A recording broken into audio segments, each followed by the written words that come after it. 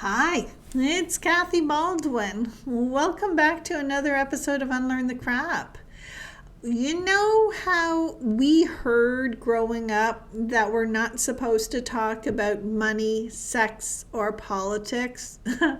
Guess what we're going to be talking about? What a horrible, horrible rule. Completely disempowering. Because if we weren't taught how to have uncomfortable conversations, then we can't unlearn the crap that keeps us small. On this episode, we're naming what most people avoid: sexual shame, emotional safety, and the energy of real intimacy. Because hiding from reality has never helped anyone heal. Welcome me as I join Xanet Pailet, a former healthcare lawyer who left a 26-year sexless marriage at 50 and rebuilt her life as a sex and intimacy educator. We talk about how breath, sound, and movement move sexual energy from the root to the heart, why emotional safety is the doorway to desire, and how your core desires, being adored, taken, cherished, often trace back to our early wounds and even family patterns. We also get honest about men, why men are afraid to lead sexually, and how clear permission and polarity can bring the fire back. If you're done performing and ready to feel, I mean really feel, then keep listening. This is where empowerment starts: telling the truth, having the hard conversations, and reclaiming pleasure as your birthright. Welcome to Unlearn the Crap TV with your host, Kathy Baldwin. Unlearn the Crap TV is more than just a show. It's a movement towards breaking free from the disempowering structures designed to benefit the few at the expense of the many. It's about education, healing, and unlearning the detrimental beliefs that have been ingrained in society for generations. So now, please welcome the host of Unlearn the Crap TV, Kathy Baldwin. Welcome to another episode of Unlearn the Crap and Level Up Your Soul is Calling. I'm your host, Kathy Baldwin. And for those of you who are new to our podcast, let me explain a little bit about what our philosophy is. CRAP is an acronym for the conditioned responses and automatic programming. It is the connection between our thoughts, our heart, and our gut, from our feelings to our physical expression. And that includes our health, our wellness, as well as all of our external results that we're experiencing in our lives. Everything about our thoughts and our feelings and our experiences, our beliefs, directly affect the quality of our life. Everything from our health, our wealth, and including our relationships and our sex life. Yes, you heard me correctly. Your thoughts and feelings will directly affect whether you are living an orgasmic life. And today I am so excited to invite Xanet Pailet onto our show. Xanet, before we get started, could you please tell us what crap you needed to unlearn so that you could live an orgasmic life? Oh, so many pieces of that, Kathy. But let me say that I learned that there were things that I was supposed to do. I was supposed to get married. I was supposed to go to law school. I had to become a professional. I was supposed to be like a good girl, take care of everybody else's needs, not worry about my own, put everybody else first. That was a big part of, what I had to unlearn in order to really live my best life. Yes, so much there to unpack because so many of us have had those same beliefs on what is expected of us. Before we dig into that conversation, could you please tell our audience who you are and how you are now leveling up and serving the world now that you've unlearned that crap? Absolutely. So, hi, everybody. I'm Xanet. I am a former healthcare lawyer. That was part of the crap, who lived in a sexless marriage for 26 years and very long period of time. I left that marriage at the age of 50 and transitioned my life and my career into becoming a full-time sex and intimacy educator and coach, a trauma practitioner, and a bunch of other things. But really, my focus is helping women and couples learn how to have and to improve their sex life, because I think that's critically important for our health, for our well-being, and to be able to create and sustain long-term relationships. Absolutely. For those of you who've been with me for a while, you know that I have not used the terms orgasmic life very well. I'm sorry, this isn't showing up very well, but this is Janae's book, and this is what our conversation is going to be built around. I want to start at the root, and then I want to go to your story, because one of Sure. the things that I absolutely loved when I was reading your book was that you show us that sex is not a luxury. Mm. Sex is not a fantastical, uh, unnecessary part of life. You Mhm. brought in Maslow's hierarchy of needs, which is Mhm. such a part of unlearn the crap, is Mhm. that our foundational needs must be met. And Absolutely. sex is as much a part of who we are and what we need as much as sleep, food, air, and water. Am I Mhm. correct? Absolutely. It is huge. It is on the second level, I believe, of Maslow's needs, but it is hugely important for our well-being, for our emotional well-being, for our survival, for being the best selves that we can be, for creating more consciousness and love and connection in the world. Yeah, yeah, absolutely. It's also a major energy center in Hmm. our lives and connects us directly to our ability to create. Before we go into this whole conversation, I want to know your story, because it's fascinating to me that the age of 50, where so many people would have thought, I've lived sexless this long, sex is no longer a priority, and just came to a place of complacency and acceptance. But yet Hmm. you chose this as a place to plant your flag and put a line in the sand and say no more. How did Yeah. this whole transformation come about? I think, what you need to understand is that when you feel broken like I did around sex, a lot of it because of my own issues, some of issues that I talk about in my book growing up. Um, it's so easy just to take all of your energy, all of your sexual energy, and just pour it into your business, pour it into your family life, and just ignore your own needs. And, in my own relationship, there was a lot of drama around sex. It never felt good for me. I didn't have an orgasm until I was in my 50s. And so it just wasn't that important. It's seemingly not that important.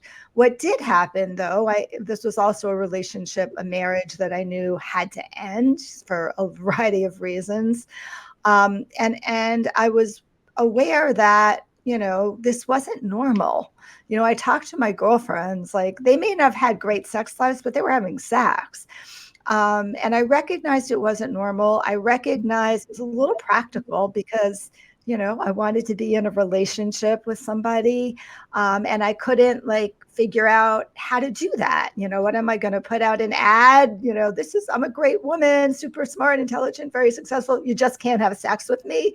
Like, that wasn't gonna fly. And I also felt like I was just there was something, and I didn't really realize this until I started to look inside of me. There was some deep emptiness, some deep loneliness that I had, not just because I didn't have a sex life, but because we really didn't have very, very true intimacy. And I desperately wanted that. I desperately knew. I was just like, this cannot be, I'm 50 years old. This cannot be what my life is really going to look like. This just doesn't feel right. And so it was a deep knowing inside of me that I could have something better. I didn't know what it looked like. I didn't know where it was going to lead me. But I knew that, there was a way for me to be able to enjoy my body, that pleasure should be something I should be able to access, just like we all should be able to access. And I was bound and determined to figure it out as part of my unlearning the crap as I was getting out of this marriage. Wow. So I read the part of your story where you woke up and saw the light and the epiphany. Would you mind sharing that story? Yes. So the epiphany happened when I was dating somebody in New York City, which is where I was living. And he had just returned from a Tantra workshop. I didn't even know what Tantra was. And he knew he was a physician. We had a, pretty honest relationship. I mean, we were dating. He knew that sex was a problem for me. I had told him that. And he had his own issues around sex, if I'm not mistaken. He was also in a sexless marriage. So, and divorced. But he had gone to this Tantra workshop and he said, like, I had this amazing experience, Xanet, and I really would like to give you an opportunity to worship the goddess.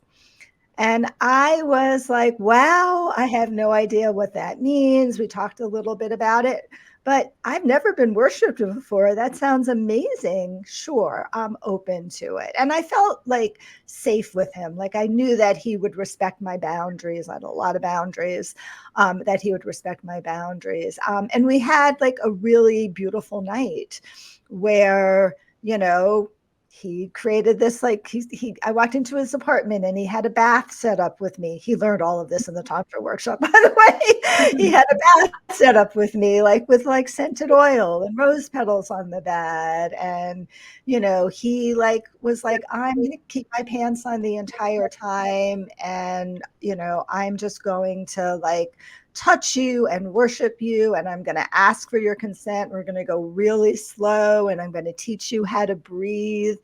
And it was just a really beautiful experience where it was like the first time I didn't have any pressure to perform.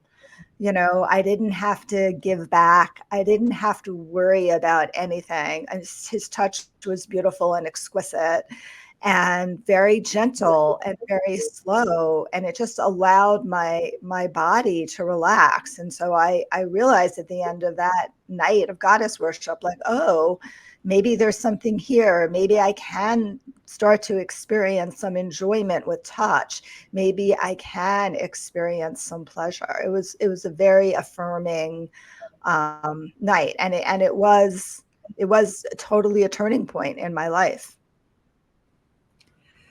I am so fascinated by how you were able to go from sexless and shut down to trusting and open to receive. How?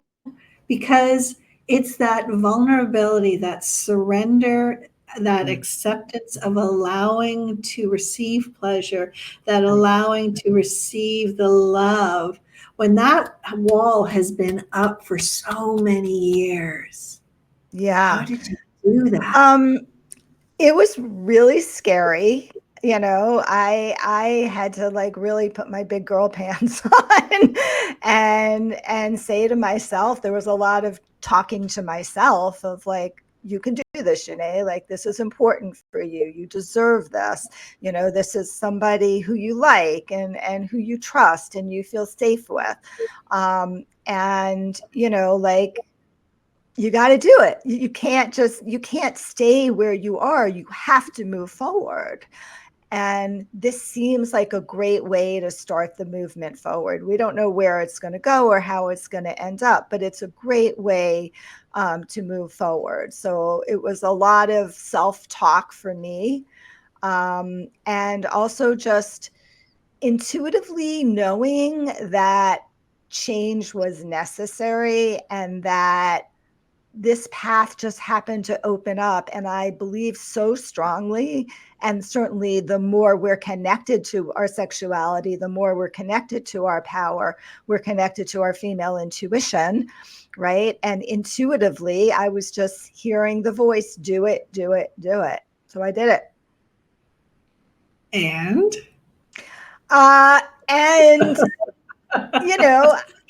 it opened up a new world for me. I was like, wow, not only did I experience touch that felt good and some pleasure, but he also sort of introduced me to the concept of energy, which again, like I'm very energetically sensitive, but I never had like an understanding of it or a lexicon around it. But I felt energy moving through my body and I was like, oh, this is amazing. Whatever this is, I need to have more of it. I need to understand this. I need to explore it. And that started the journey. It was that experience. Then from there, I went and took my own Tantra workshop in Boston, I think. A couple of months later, and that started my whole experience of like, oh, here's a whole nother way to relate to my body. Here's a way to open up sexuality in a space that feels safe for me, that feels aligned with who I am. It was edgy as hell. I mean, super edgy, some of the things that we did and some of the experiences that, I allowed myself and enjoyed being involved in. And it was like, okay, I'm starting to feel more free. I'm starting to feel more of who I'm supposed to be. I'm starting to see all of the positive, the positive effects of doing some of this work. And that's the beginning of the transformation. And then I ended up taking more classes and more workshops, and I'm a lawyer, right? So I want to understand it all. I need to understand this and I need to understand that. And that, eventually got me on the path, initially all for my own journey, for my own learning. It took me, I don't know, I started this in like 2010, and it wasn't until 2013, those 3 years, that I even started doing work with other people, right? So it was a lot of time of me working through a lot of my stuff, my trauma, all of the shame that I experienced, all of my disconnection with my body, to be able to be in a place where I actually felt like, okay, now this seems like what I'm supposed to be doing with my life. I'm going to quit all my other jobs and do this instead. And that was, that took several years of very, very deep, intense personal work. I love that. Yeah. I want to circle back to something that you said, that you could feel the energy pulsing through your body. Yeah. Because one of the things that I talk about is that we are physical human beings, but we're also energetic. And there are so many parts of our bodies that are receivers as well as transmitters. Mm-hmm. Our brain receives and transmits energy and the emotions and all the other signals that come to us. And our heart is a massive receiver of energy, but it's also a massive transmitter that goes out. Mm-hmm. we know about the chakras. We know Mm-hmm. about the energy centers all the way through our bodies. Mm-hmm. Tell me how that connects to our root chakra and that energetic source of being in our sexual power and not being cut away from that. Yeah. Well, I mean, our root chakra is our earth energy. It's our grounding. It's our connection to Gaia. It's connection to Mother Earth. It's the place where we feel safe and we feel stable. And in the world of tantra and sacred sexuality, or in the world of energetic sex, which you can term it that way as well, right? What we're really focusing on is how do we actually find that sexual energy and move it through the energy centers that you just defined, right? Typically the lower, since I guess this audience knows about chakras, the lower chakras, which is where our sexual center is, our first, second, and third chakra, right? To integrate into the heart chakra. And ultimately, you could go all the way up to the seventh chakra, but that's more of an out of body kind of experience. But in the physical realm, the energetic realm, we really use the principles of breath and sound and movement to begin to generate that sexual energy throughout the body. And it starts from the root chakra. That's where it all, emanates from. And we want to pull that energy into our body and allow it to circulate around ourselves, as well as be able to build that energy out so that we can connect energetically and erotically with a partner as well. And that's a very powerful experience that you get when you're involved in some sort of energetic sexual experience with somebody. You don't need to touch genitals. It's not really part of the process per se. It's really about generating that erotic energy, that charge, and it's intense, and you'll feel it, right? Like you'll feel it through your body. You'll feel the energy moving through your body. You'll feel the energy in your genitals. You might even feel like a little shaking or a little trembling or heat. All of that are ways in which we somatically experience energy in our body. And when we are disconnected from that, that is like Mm-hmm. a dam that is disconnecting us from the rest of our energy sources. Am I correct? Yes, absolutely. I mean, I think you said it and I'll reiterate it. And I write about this in my book, like our second chakra, our womb space is the center of our creativity and our power. Absolutely. And when this is where we generate the energy from, first and second chakras. So if we don't have access to that, then it's very hard to access other energy centers. You'll see this a lot if you do when I did hands-on work with people, just like experiencing, touching, or working with a couple, having them touch each other's energy centers, which is obviously above the body. And you'll find places where there are blocks, right? And especially when there's a block in the second chakra area, first and second chakra area, everything else above it is usually blocked as well. So it's you might be able to find the heart energy, but you can't find the other parts of energy. So it's very much, I think, a core component of being able to work with the energetic body. Absolutely. Absolutely. You were talking about the heart energy, but then there's also the throat energy, our Yeah. voice, our Yes. ability to live authentically and in alignment.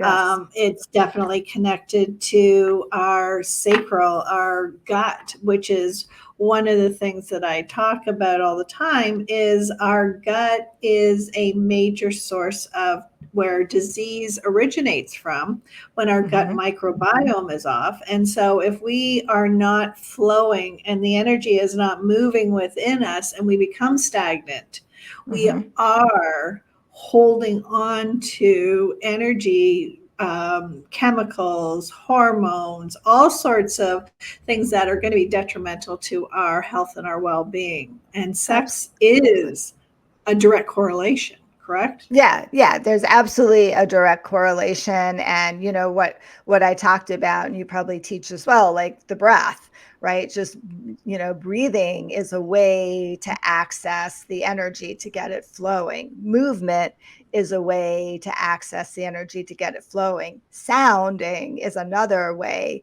to access the energy and get it flowing. And, there's a direct energetic connection between our sexual center and our heart, right? So when our sexual center is closed down, very often our heart is shut down as well, right? Mm. And vice versa. And our creativity and so many other things. One of the things I wanted to talk about, seeing as we're right here, is the connection between emotions and intimacy. You talk Mm-hmm. about this in your book, Mm-hmm. that we need to have a safe place for us to be emotionally connected in order to experience a full energetic expression of our sexuality and our orgasmic life. I love the title of your book. I love it. Oh, thank you. Can you talk about that? Because we were part of the crap we were taught is that emotions have no value, instead of understanding Mm-hmm. that it's a communication tool to us to give us information and data. We were taught to suck it up, buttercup, put on your big girl panties, don't let them see you cry.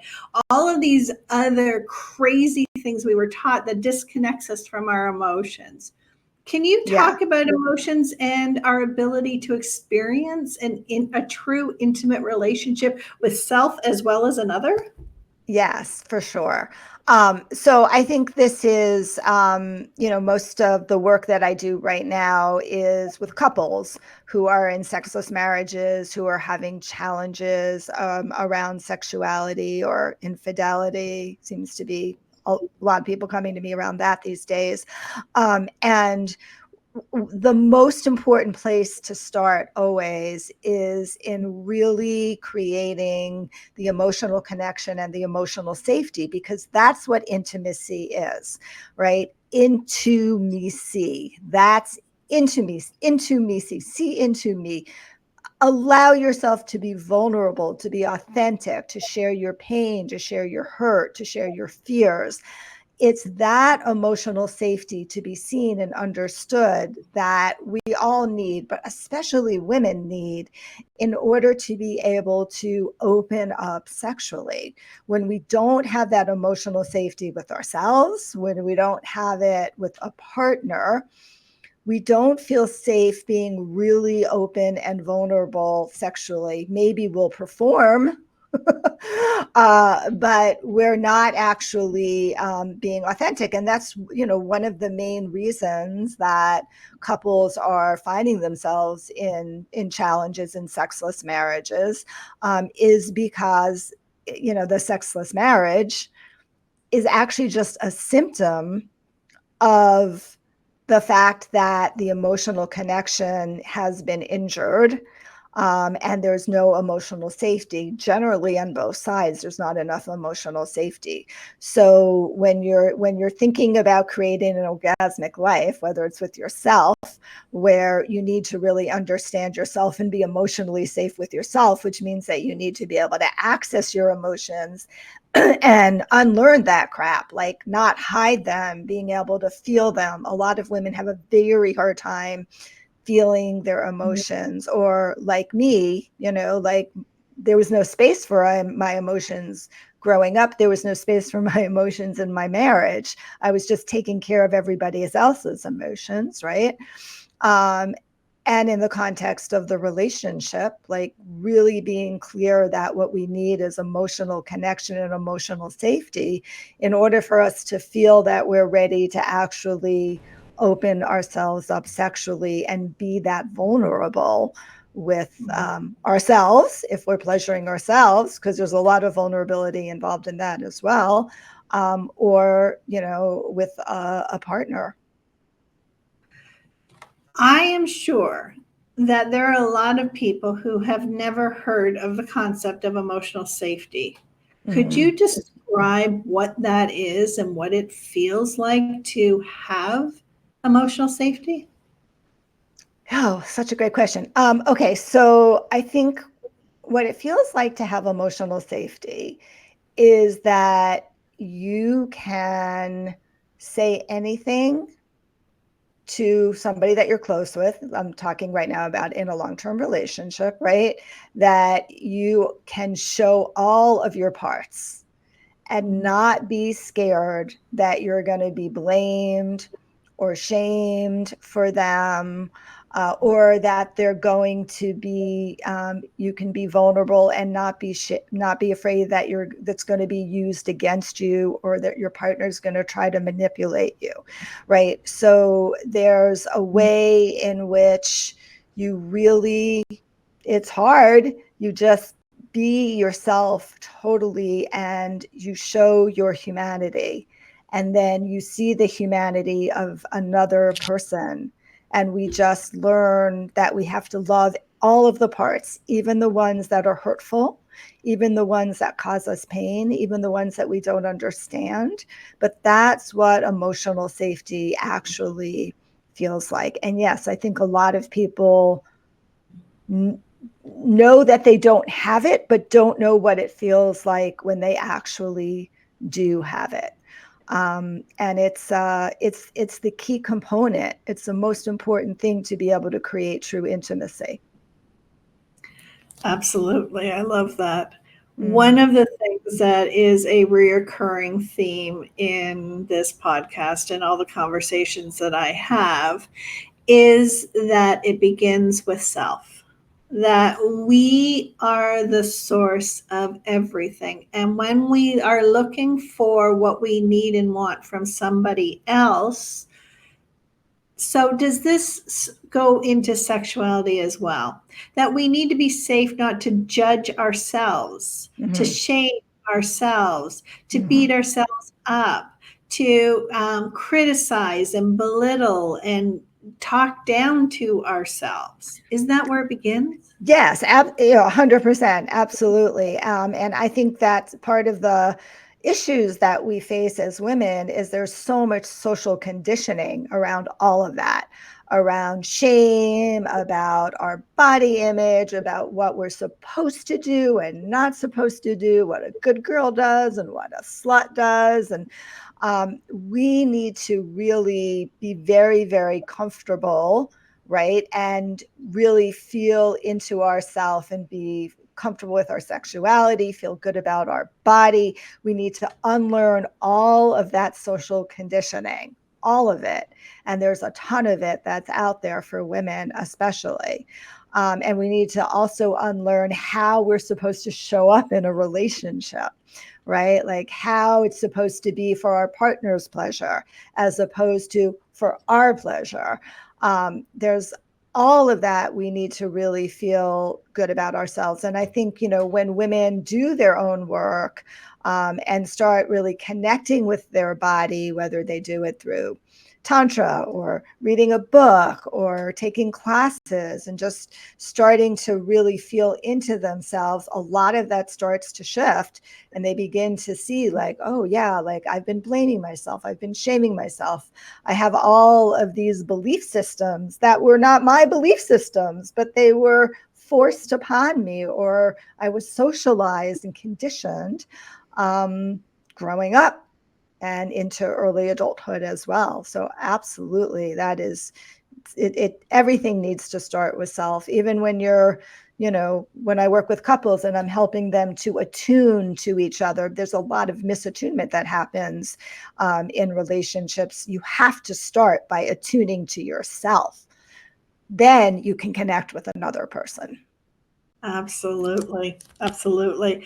One of the things you were talking about that I wanted to make sure we talked about here was you call it the core erotic theme. Mm-hmm. And I'm wondering what the connection between core erotic theme is along with ancestral DNA.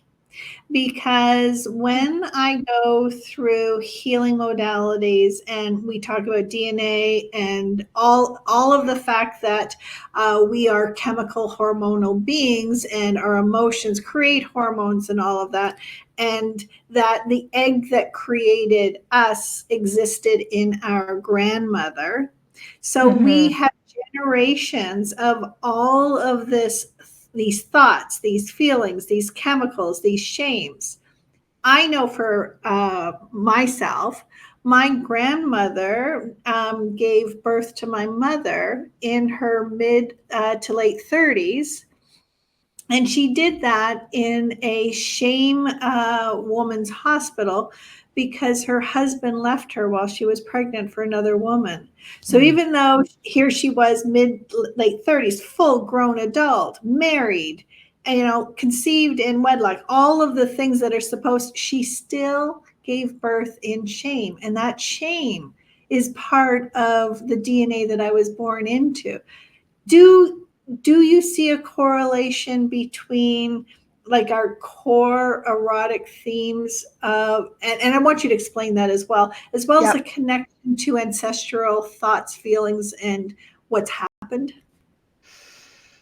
That's a really interesting question. Let me first explain what core erotic themes or core desires are in my new book that's coming out. We call it core desires. It's been renamed a little bit, but the core desires are the feelings that you want to have about sex. They're actually the emotions that you want to have about sex. Do you want to feel worshiped? Do you want to feel degraded? Like there's, a host of potential feelings that create the most turn on, the most erotic experience. So we all think that great sex is like, I had an orgasm and we were using a new toy or whatever. But great sex really goes to meeting these very deep core needs, these core emotional needs. And these core emotional needs always stem from our core childhood wounds. So core childhood wounds, I'm somebody who had to take care of everybody. So my core desire is I want to be submissive during sex. I want everything to be taken care of for me. That's my turn on. So when you talk about and these core desires emanate from, we find them in our fantasies, we find them in our like the best sexual experience we've ever had in our life, regardless of who it was. Like that's how we start to assess what our core desires are. There's also, exercises and whatnot that I work with my couples and clients. But what you're asking is interesting, right? Because where did the core childhood wounds come from? So there's also intergenerational trauma.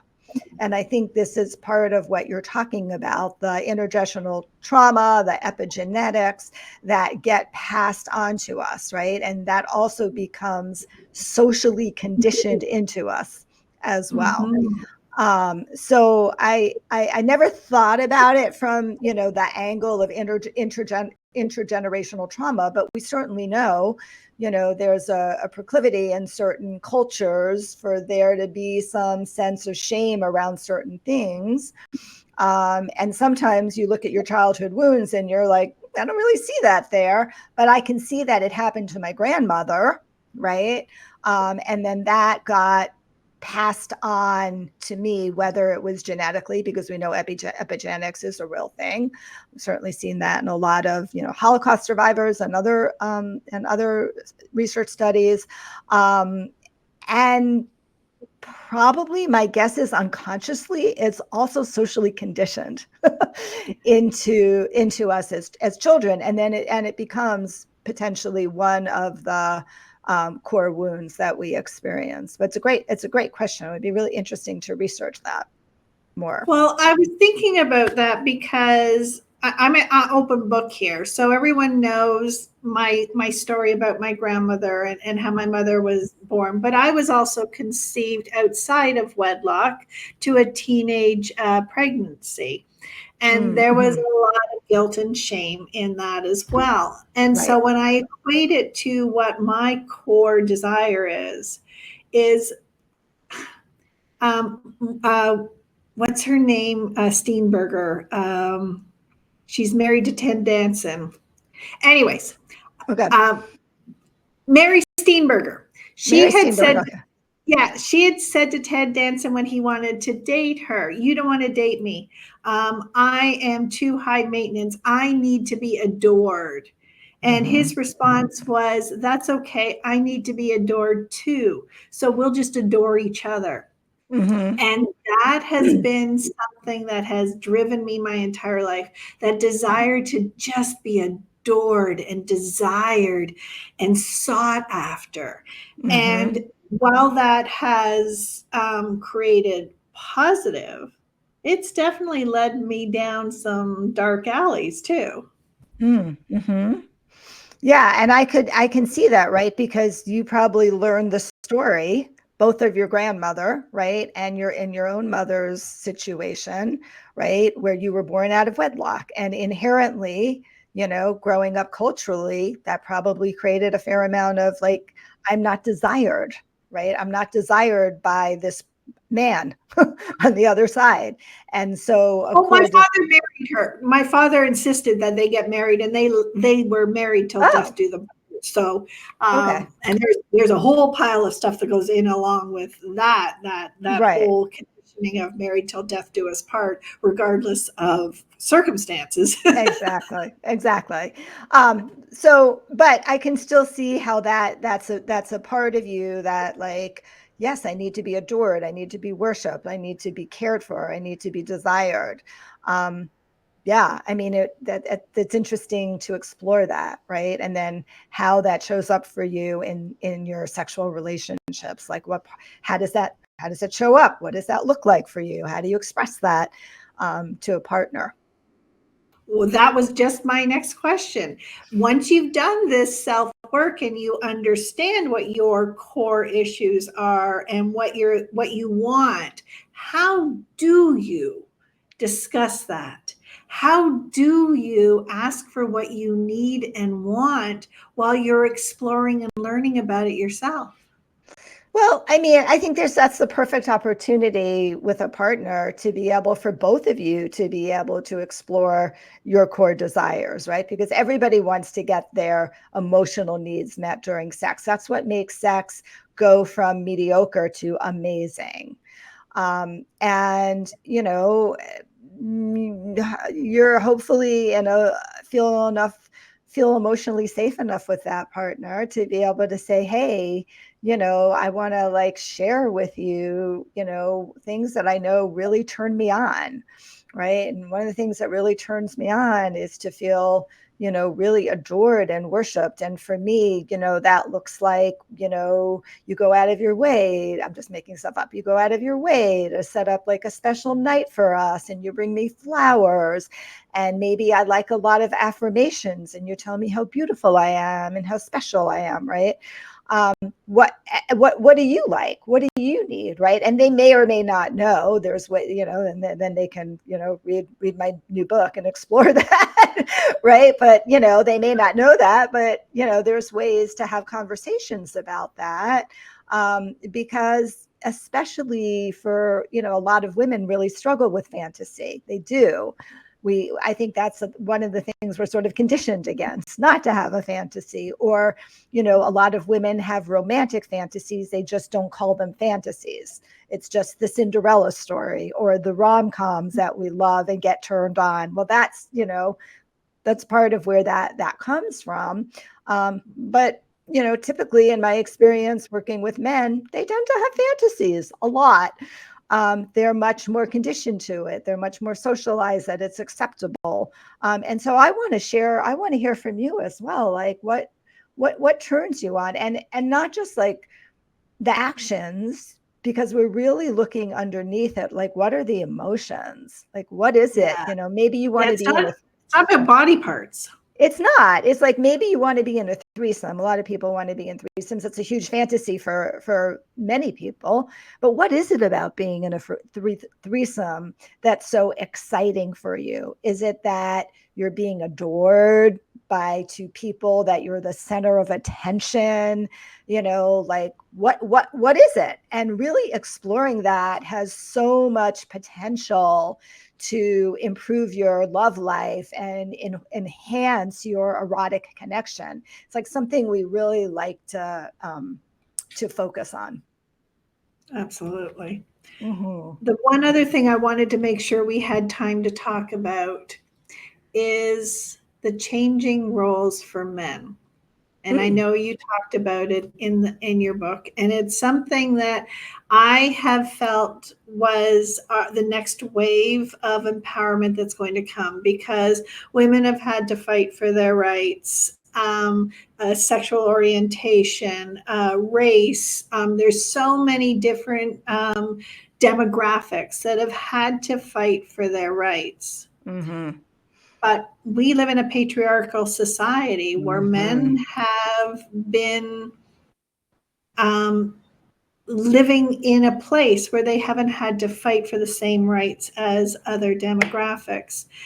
But they've also been disconnected from anything that is considered non-masculine. Thoughts, feelings, emotions, intimacy, intuition, all of that. And sex is about power and control for so many people. Mm-hmm. Where do you see the situation for men to find their true divine masculine power in their sexuality? Yeah, it's interesting because my experience with the majority of men who I work with who come to see me, and this may be a very self-selected group of people, right? Mind you, is that what they really struggle with is that they're really disempowered from their sexuality, very much so. And I know that may sound strange, but I think they have been, especially in the last 10, 15 years, they've been so socialized and conditioned to not express their masculine sexual power because of the Me Too movement, because of sexual harassment rules, because of lawsuits, right? All of that, that they're very afraid to actually show their desire, their true desire in relationships. And part of I think one of the dynamics that I see with a lot of couples is that many women have a desire to be taken, for there to be passionate lovemaking, for it not to be soft and gentle, right? There's this, oh, I want fire. And a lot of men are scared to death to do it because they've been told not to do it. They've really been disempowered from their sexual, many of them, right? Who come to see me have been disempowered from their sexual energy. And I spend a ton of my time teaching them and getting their partner to give them permission, because they need to hear permission. It's okay for you to pull my hair. It's okay for you to throw me down on the bed when we're having a sexual experience. I don't always want just soft, gentle lovemaking.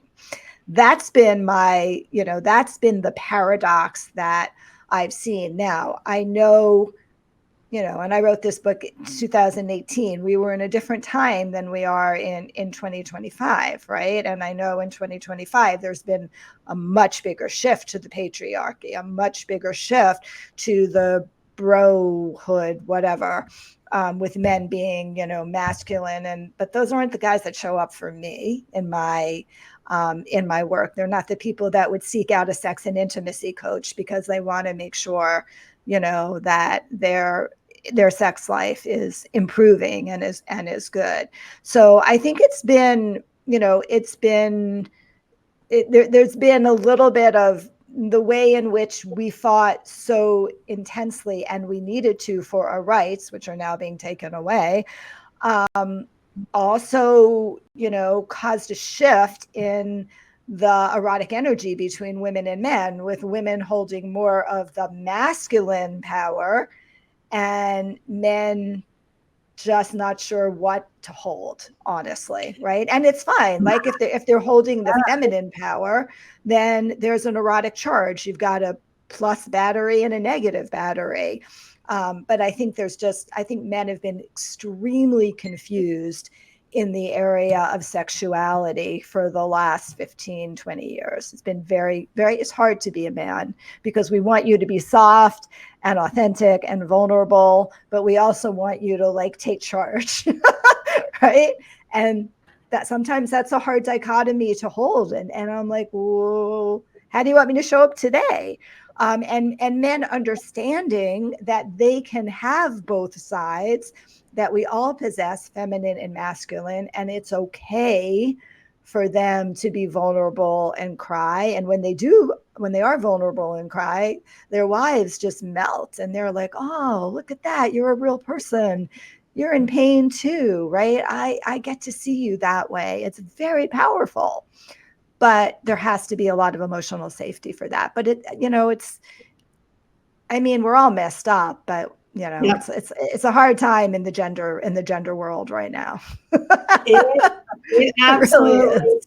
It absolutely is. And I'm so glad you went to there because, well, the feminine movement has been, 150 years in the making. And so we've got generations. And I believe that what's happening with men, it's in the infancy of discovering the polarity and the depth and breadth of the human experience from the masculine side. And the rules are changing, and Totally. nobody's bringing out the rule book and saying. So you've got people who are fighting to keep the status quo, and those who are saying there's a new and a better way. And so many of us are standing in the middle, going, "What the f?" Right?